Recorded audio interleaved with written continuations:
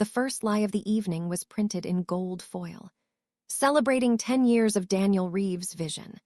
I noticed it before I noticed the champagne towers, before the string quartet, before the way the chandeliers scattered warm light across crystal glasses and polished marble. His name stood alone at the top of the invitation easel, positioned beside blown-up photographs of the restaurant's earliest days. In every image, he was centered, arms folded, chin lifted, confidence curated. I was present in some of those memories, just not in the framing. The ballroom at the downtown Grand Meridian smelled of citrus polish and expensive wine. Investors from our early funding rounds mingled near the stage. Local food critics hovered by the bar. My in-laws greeted guests like royalty accepting tribute.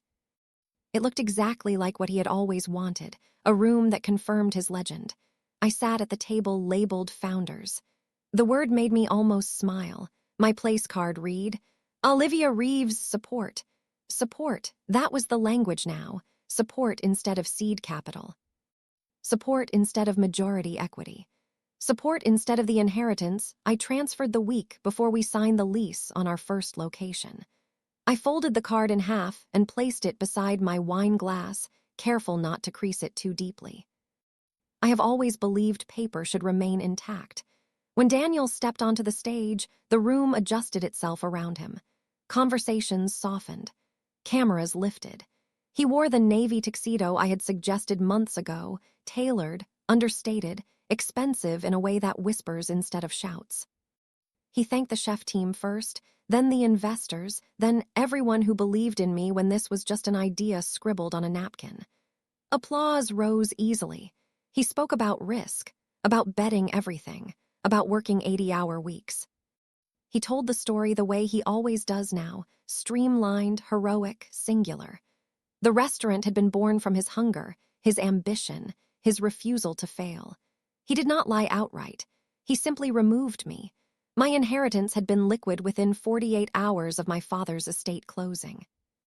The LLC had been filed under my trust because my credit history was stronger and my assets were verifiable. The initial equipment lease carried my signature. The landlord approved the space because my financial statement looked stable. But none of that photographs well. He described opening night a decade ago, the nerves, the empty tables at 6 p.m., the first positive review. The crowd leaned forward as if hearing a campfire legend. I remembered the spreadsheet I built that week when we were 3 days from missing payroll.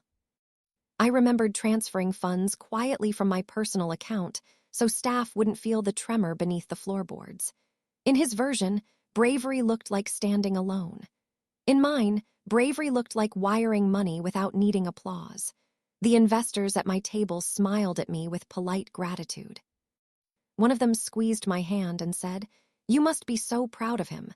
I nodded. Pride is an easy mask. It fits most occasions. Daniel's voice grew warmer as the wine flowed.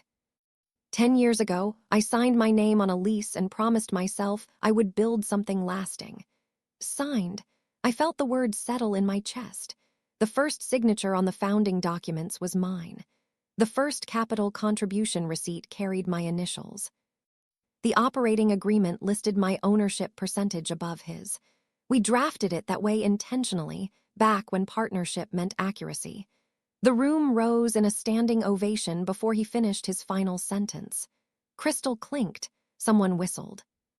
The photographer flashed toward the stage, capturing him mid-toast, glass lifted, jaw angled toward legacy. From where I sat, the illusion was exquisite. He looked like a man who had built something from nothing. I looked like the woman who married him. The contrast did not burn anymore. It settled. Public myth shimmered under chandelier light. Private paperwork rested quietly in a leather portfolio at home, ink unmoved by applause. He raised his glass higher. To everyone who believed in me. The crowd echoed the toast. I lifted my own glass, calm, composed, remembering exactly who signed first. In the beginning, I was the one who understood numbers. Not in a dramatic Wall Street way. Just in the quiet, disciplined way my father taught me. Spreadsheets balanced before emotions were consulted, risk assessed before optimism was allowed to speak. When Daniel first described the restaurant to me, it was all concept and charisma. Exposed brick, seasonal menus, an open kitchen where guests could watch confidence plated with microgreens. He had vision. I had liquidity. We formed the company under my existing LLC because my credit score was impeccable and my inheritance had already been transferred into a diversified account. It made practical sense. I drafted the initial projections. I negotiated the first equipment lease. When we signed the operating agreement, my ownership percentage reflected the capital I injected. He didn't object. Back then, partnership felt mathematical, not emotional. For the first year, we made decisions at our kitchen island. 2 laptops open, receipts scattered between wine glasses. We spoke in plurals. Our restaurant.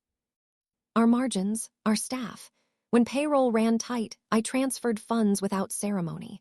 When the first investor expressed interest, I prepared the documents while Daniel charmed him over dinner. Somewhere between year 2 and year 4, the language shifted. It didn't happen all at once. It happened in phrases. Let me handle it. I'll take care of the financial side. You don't need to stress about the operational details. At first, it felt considerate. He said he wanted to protect me from volatility. Restaurant revenue fluctuates. Supplier contracts change. Taxes surprise you in April. He framed it as leadership, his willingness to carry pressure so I could enjoy the rewards. That was the first reframing. My equity became my support. He opened what he called a safe account for household expenses: mortgage, utilities, travel. He transferred a fixed monthly amount into it and told me it would make budgeting easier. Predictable, stable, responsible. Predictable sounded comforting. What I didn't notice immediately was the quiet birth of what he later called the master account. All restaurant revenue began flowing there. Vendor payments, payroll, expansion planning, everything centralized under his sole management access. He described it as streamlined efficiency. Investors preferred a single point of contact. Accountants appreciated clarity. I still had my ownership percentage. On paper, nothing changed. In practice, everything did. Financial reports became summaries instead of statements. I received explanations instead of spreadsheets. When I asked about cash reserves, he reassured me with tone rather than data. Trust me, he would say, brushing a kiss against my temple. I've got it. Trust slowly replaced transparency. The allowance arrived disguised as stability. A consistent monthly transfer into the safe account, regardless of restaurant performance. He told me it guaranteed lifestyle continuity. I told myself it simplified things. Allowance feels different from authority, even when the amount is generous. Authority involves access. Allowance involves permission. He began referring to major purchases as decisions he needed to approve. Renovations, equipment upgrades, even charitable donations connected to the business. He never denied me outright. He simply repositioned himself as final authority. The shift was sociological before it was financial. In public, he spoke more confidently about growth plans. In private, I found myself asking for updates instead of reviewing ledgers. Partnership became consultation. Consultation became reassurance. I mistook delegation for devotion. When friends praised him for taking care of everything, I smiled. It sounded noble. A husband shielding his wife from stress. A man carrying weight. What they didn't see was that I had once carried equal weight, quietly and without applause. The restructuring happened without confrontation. No shouting. No dramatic ultimatums, just incremental consolidation of access. Ego dressed as efficiency. Control framed as protection. By the time I noticed the pattern clearly, the safe account felt like a beautifully decorated room with locked doors. Comfortable, curated, contained. And the master account, the one I rarely saw, had become synonymous with his identity. He stopped saying our revenue. He started saying my company. The first time he corrected me publicly, something inside me tightened. It happened over cranberry sauce and crystal stemware. Thanksgiving at his parents' house had always been a polished affair: linen napkins, polished silver, wine decanted an hour before serving. His mother believed presentation was a form of discipline. His father believed success should be narrated repeatedly, like a hymn. That year, the restaurant had just been featured in a regional magazine, and Daniel's photograph sat framed on the entry console beside family portraits. During dessert, his aunt leaned toward me and asked how the expansion was going. Without thinking, I said, "We're considering a second location, but we're pacing ourselves." Daniel laughed lightly, the way someone corrects a charming mistake. "You mean mine," he said, smiling at the table. "I'm the one running it." The table erupted in warm, approving chuckles. His father nodded with visible pride.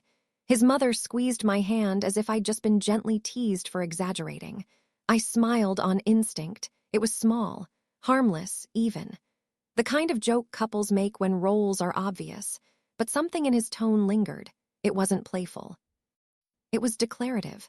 He continued, explaining to the table how exhausting leadership had been, how many sacrifices he had made.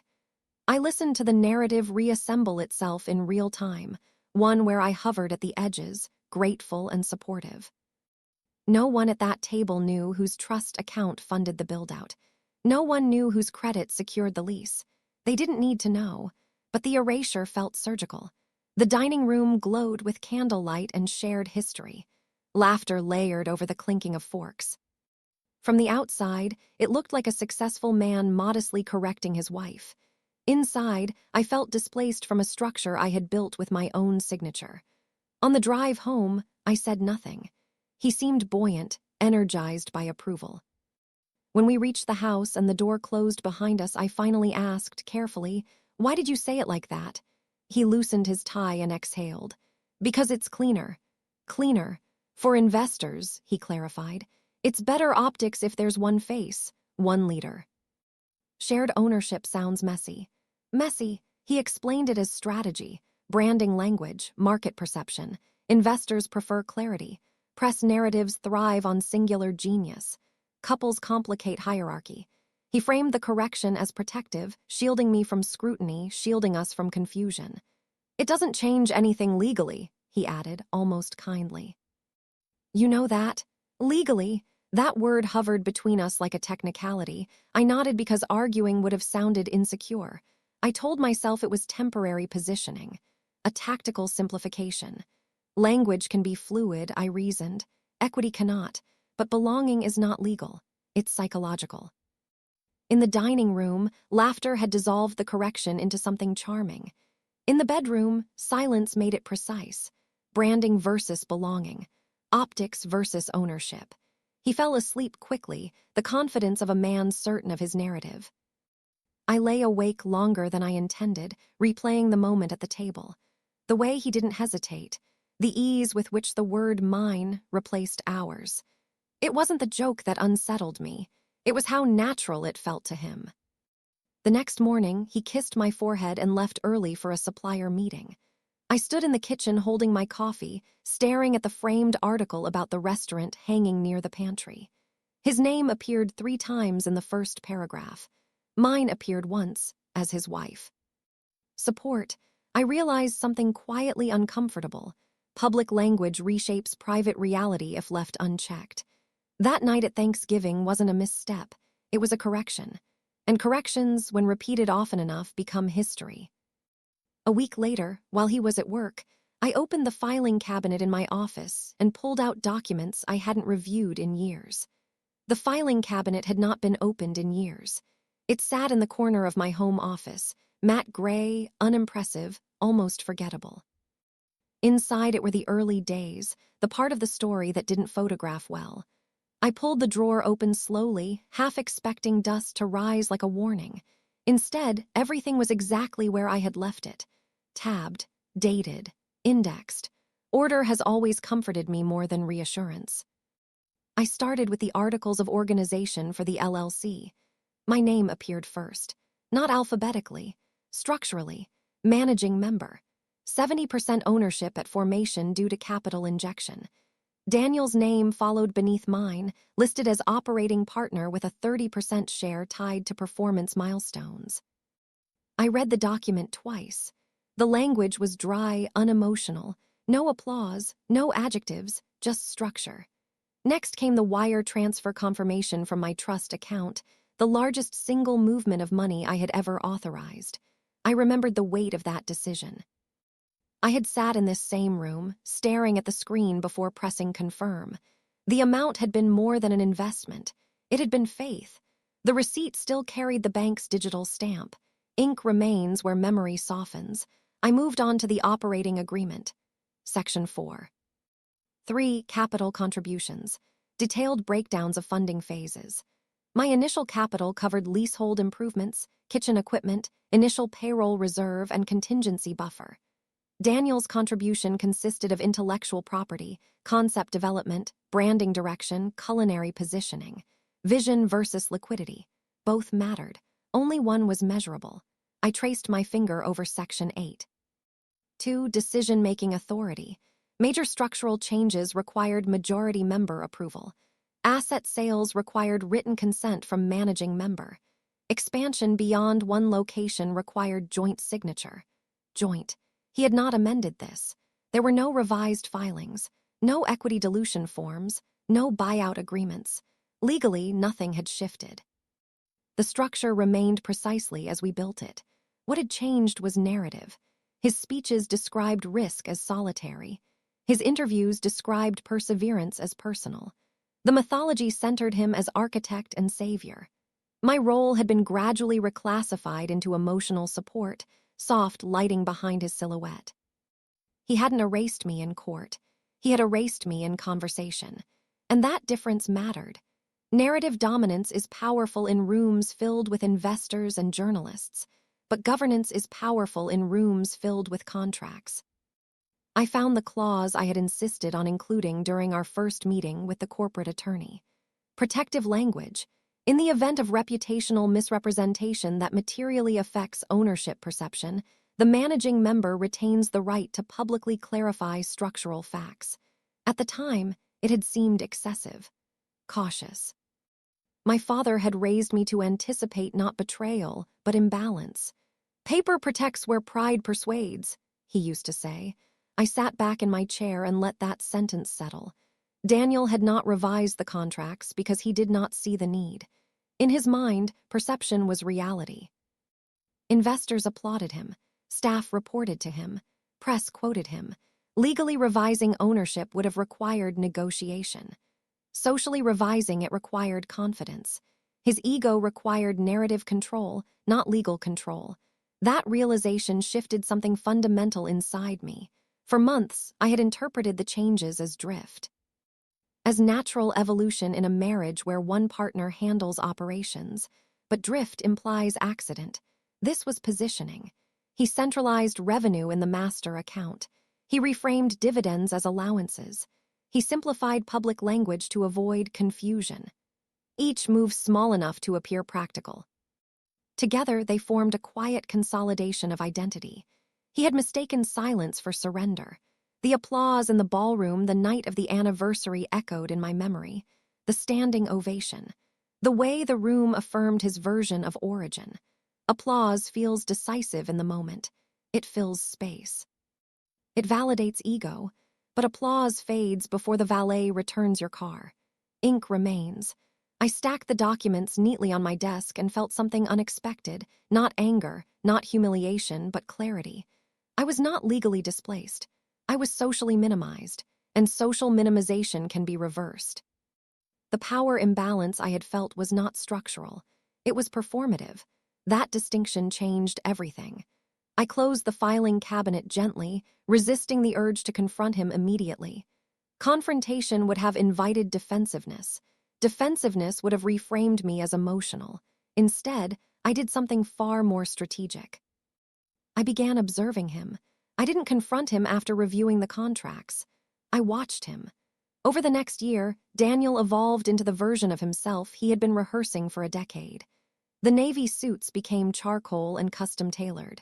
His watch collection expanded subtly, never flashy but unmistakably upgraded. He hired a publicist temporarily to manage press inquiries, then kept her permanently. She began referring to him as a culinary visionary in email introductions. Visionary.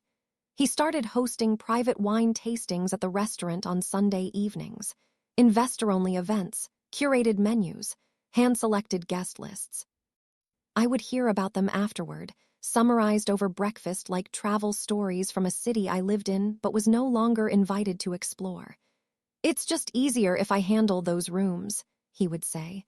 "You hate networking anyway." "I don't hate networking. I hate performance without context." The language kept shifting, smoothing itself into something almost benevolent.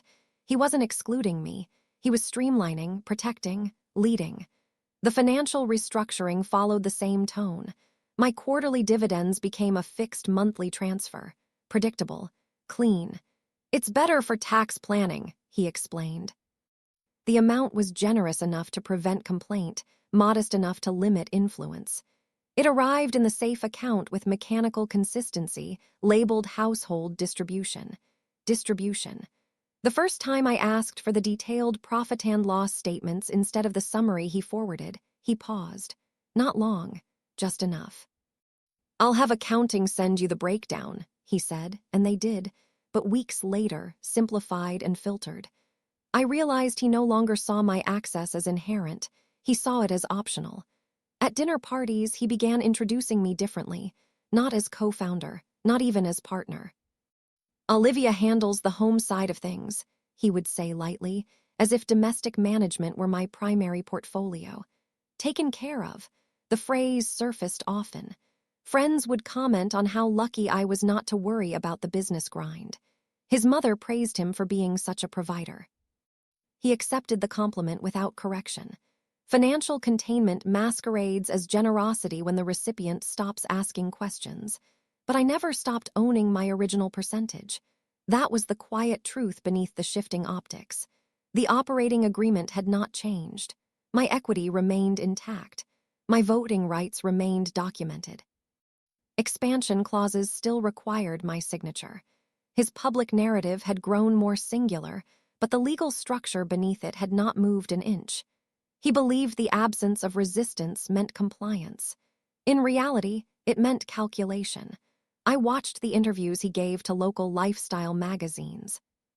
He told the origin story with increasing polish.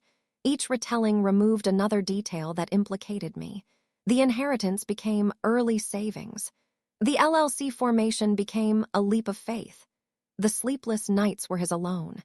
Ego prefers clean stories. Partnership is messy. I began noticing how often he used the phrase "I built." Not "we built." Not even "the team built."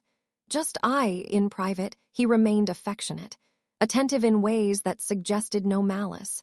He would transfer extra funds into the safe account before vacations. Surprise me with jewelry. Upgrade our memberships at the country club. Look how well I take care of you. Care, when detached from respect, becomes containment. He seemed genuinely convinced that by insulating me from volatility, he was elevating me, removing stress, simplifying my world. What he didn't realize was that authority isn't stressful when it's earned. It's stabilizing. The more he centralized himself publicly, the more predictable his ego became. Predictability is leverage. I learned his rhythms, when press coverage excited him, when investor praise inflated him, when staff loyalty reassured him. His confidence expanded most in rooms filled with affirmation, which meant those rooms were not neutral. They were stages. By the time he announced the 10-year anniversary gala, black tie, ballroom, press coverage, I didn't feel surprised. I understood exactly what kind of stage he was building for himself. The invitation arrived in a thick ivory envelope, hand-delivered, embossed in gold. I opened it at the kitchen counter while Daniel was still at work. The cardstock was heavy, expensive, deliberate. At the top, in elegant serif lettering, it read, "Celebrating 10 years of Daniel Reeves' culinary legacy." Beneath that, in smaller script, "Hosted by Daniel Reeves and Mrs. Daniel Reeves." Mrs. not Olivia, not managing member, not co-founder. Mrs. I stood there longer than necessary, running my thumb across the raised lettering as if texture might soften meaning. It didn't. Language, once printed, resists reinterpretation. When he came home that evening, he was animated, talking about floral installations, curated wine pairings, a short documentary reel that would play before his speech. "We hired a production team," he said. "They're putting together a 10-year retrospective. It's going to look incredible." I asked carefully, "What's included in the reel?" He didn't hesitate. "The early construction footage, the opening night rush, interviews with staff, some investor testimonials, the growth timeline. You'll love it. You'll love it." I didn't ask whether I appeared in it. Over the next few weeks, the planning unfolded like a well-funded campaign. Investor appreciation segments were scheduled. Local press confirmed attendance. A seating chart draft appeared on the dining table one evening. My placement was at the founder's table, beside his parents and 2 early backers. My title on the draft read, "Spouse." It was subtle, almost administrative, but erasure is rarely loud. I felt the emotional weight of it in quiet moments, while folding laundry, while reviewing emails, while watching him rehearse portions of his speech in the mirror of our bedroom. He practiced phrases about risk, resilience, vision. He never practiced gratitude for capital. The documentary team sent over a preview link one afternoon while he was in a meeting. I watched it alone in my office. 10 minutes of polished nostalgia. Grainy footage of the empty restaurant before opening. Close-ups of Daniel inspecting tile samples. Interviews with the head chef recalling Daniel's relentless belief. Investor testimonials praising his courage. There was a photograph from opening night where I stood beside him holding a champagne flute. The frame cropped just enough to center him. It was almost impressive. I closed my laptop and sat still for several minutes, letting the emotional response crest and settle. Anger would have been easy. Confrontation would have been predictable.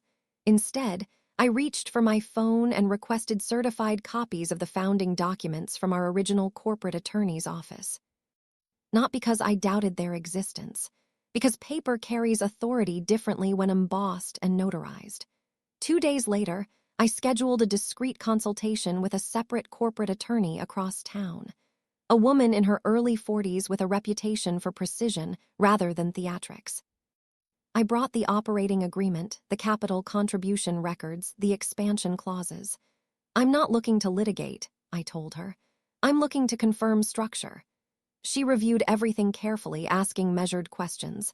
When she finished, she looked up and said, "Your position is intact. Majority equity, governance authority. Any public misrepresentation doesn't alter ownership." Intact. The word felt steadier than reassurance ever had. There had been no dilution, no unauthorized amendments, no legal maneuvering behind my back. His narrative had expanded, but the structure beneath it remained exactly as we designed it. Printed invitations can omit. Notarized originals cannot. I drove home with a calm I hadn't felt in months. The gala would proceed exactly as he envisioned. Lights, applause, curated mythology. But I confirmed one thing with absolute clarity. If necessary, I could reclaim narrative and control in a single move.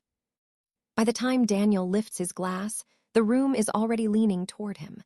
The ballroom glows in amber light, the kind designed to make everything look historic before it actually is. Crystal chandeliers scatter reflections across polished floors. The documentary reel has just ended to generous applause. His face, larger than life, still lingers on the projection screen behind him. He stands at center stage, holding a glass of Bordeaux as if it were a medal. "To 10 years, he begins, voice steady, practiced. "To risk, to resilience, to building something from nothing. From nothing." The words drift across the room like perfume, pleasant, persuasive, faintly intoxicating. I remain seated at the founder's table, spine straight, hands folded lightly in my lap.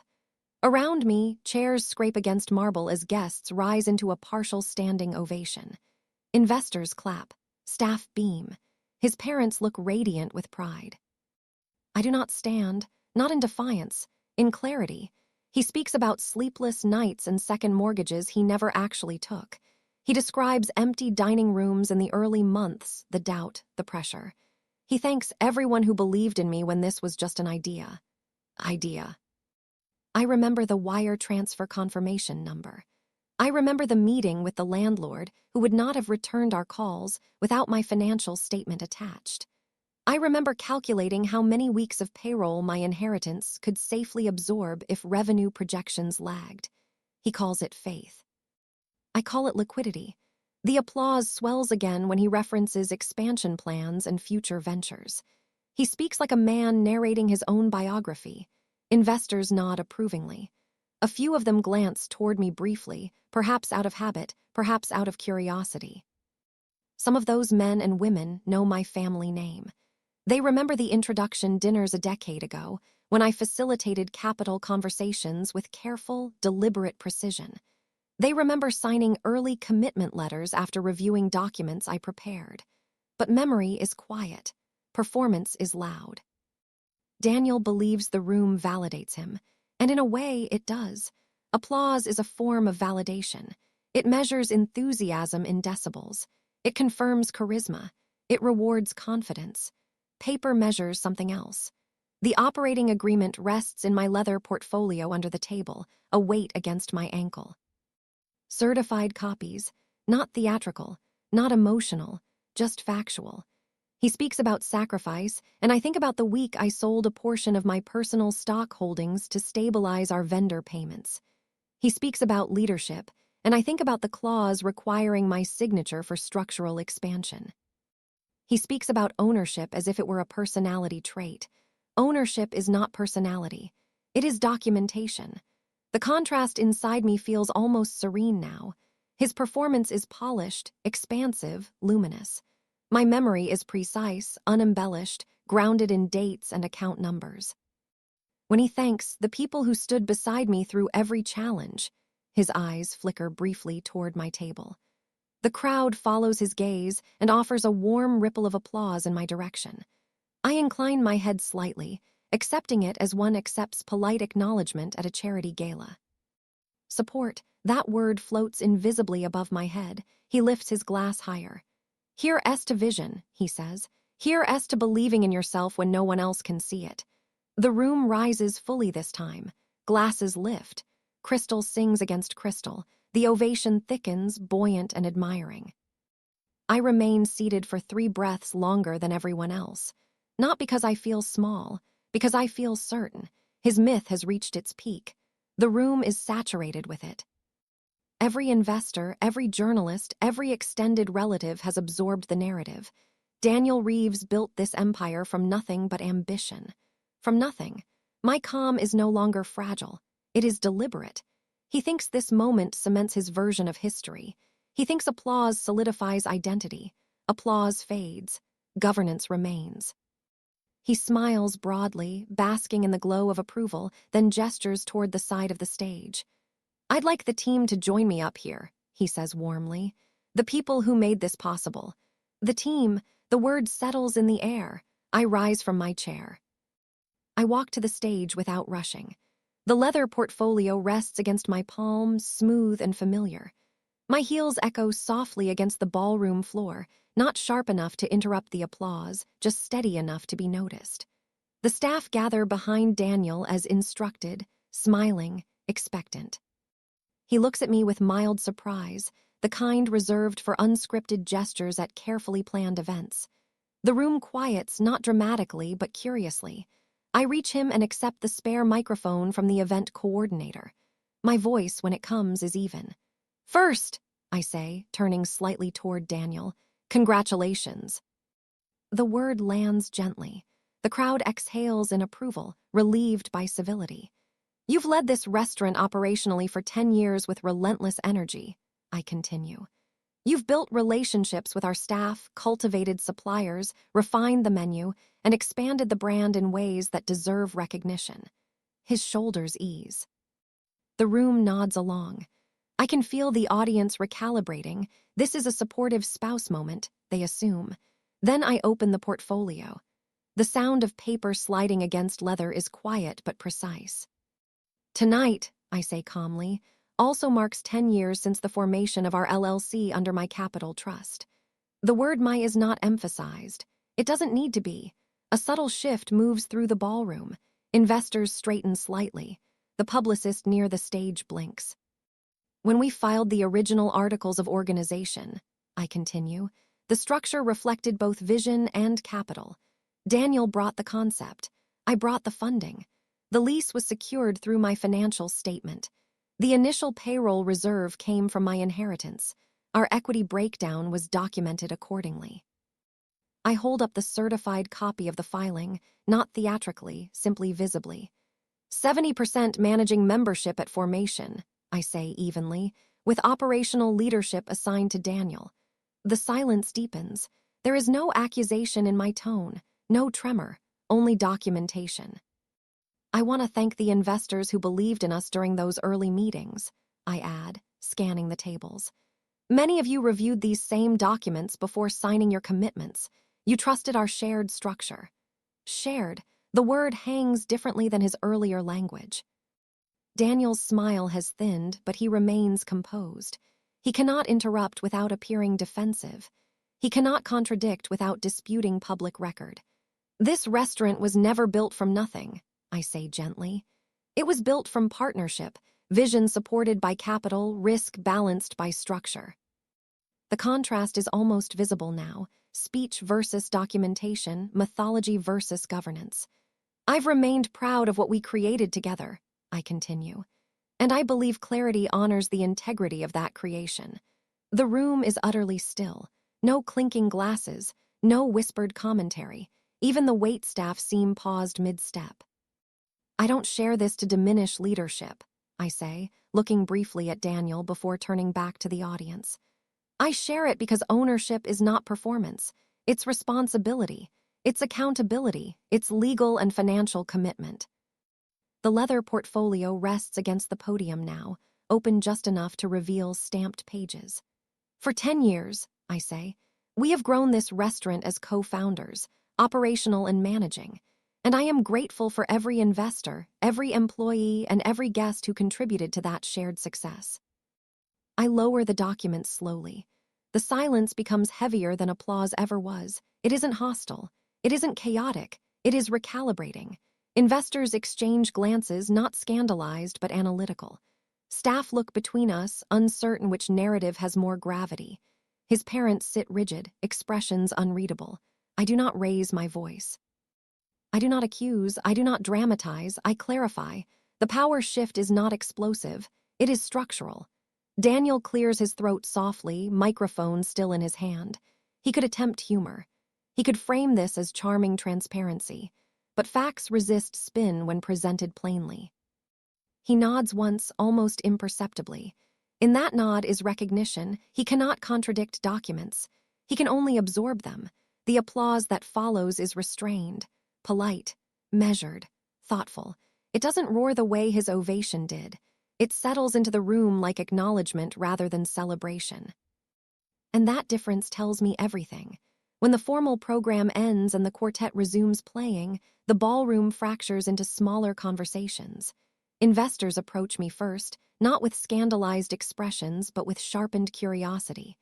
I'd forgotten the original equity split, one of our earliest backers admits quietly. Impressive foresight.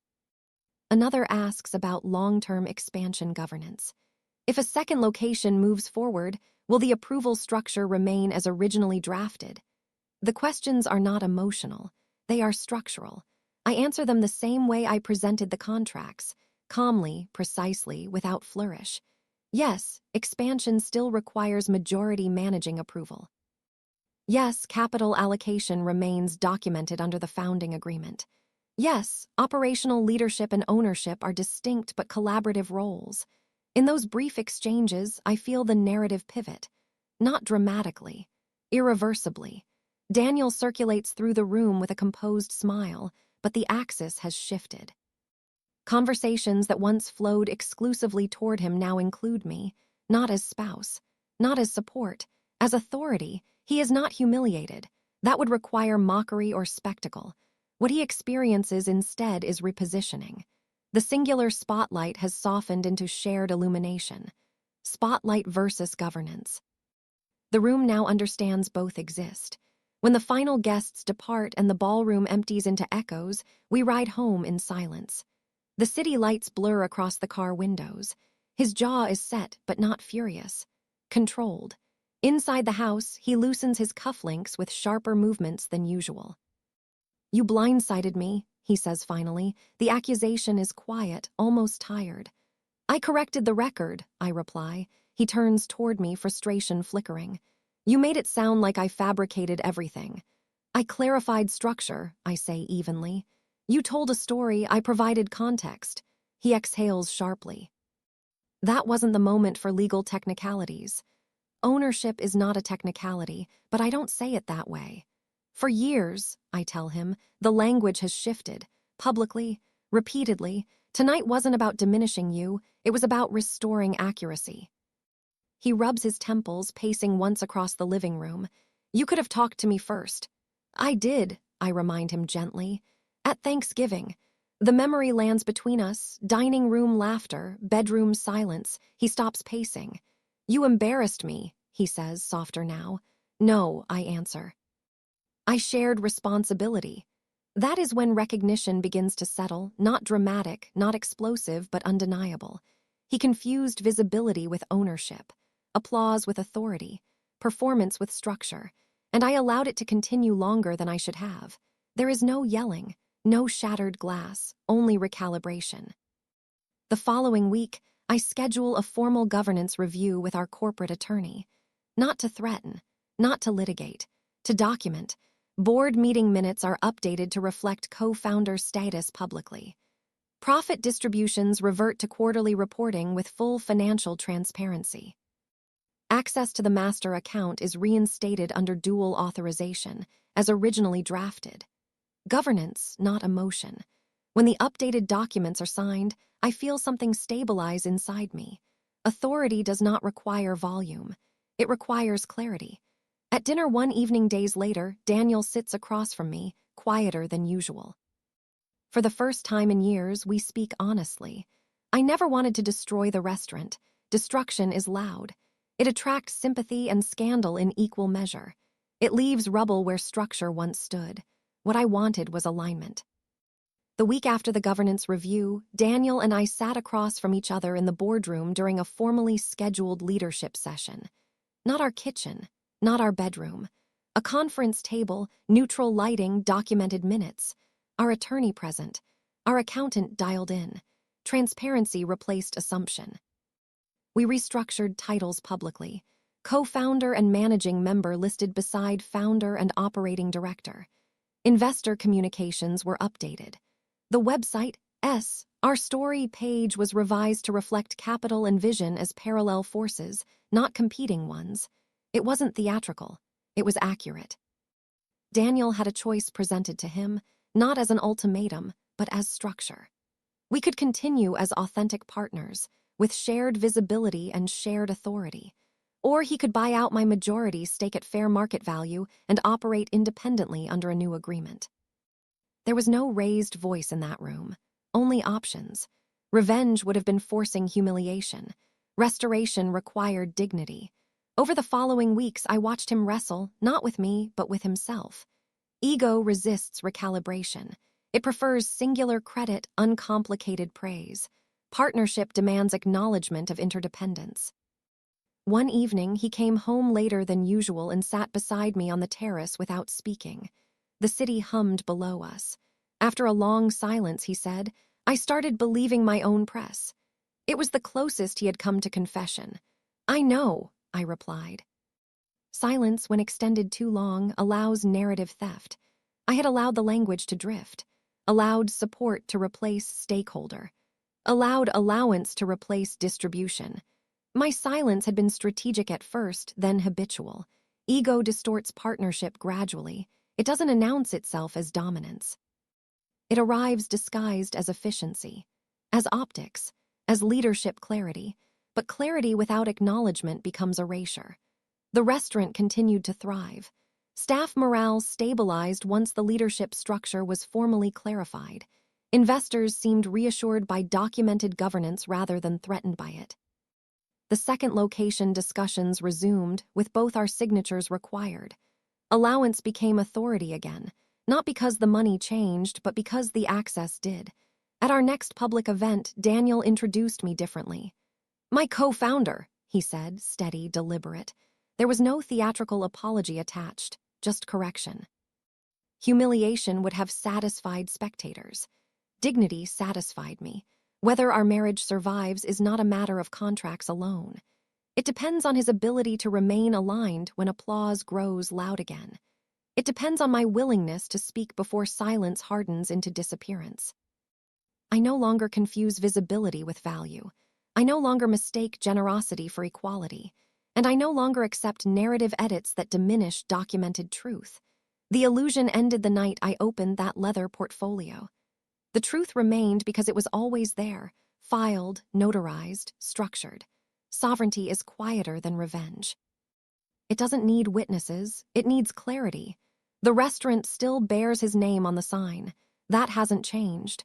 What has changed is the understanding beneath it, built from partnership, sustained by governance, balanced by respect. I did not dismantle what we created, I restored its foundation. And in doing so, I restored myself.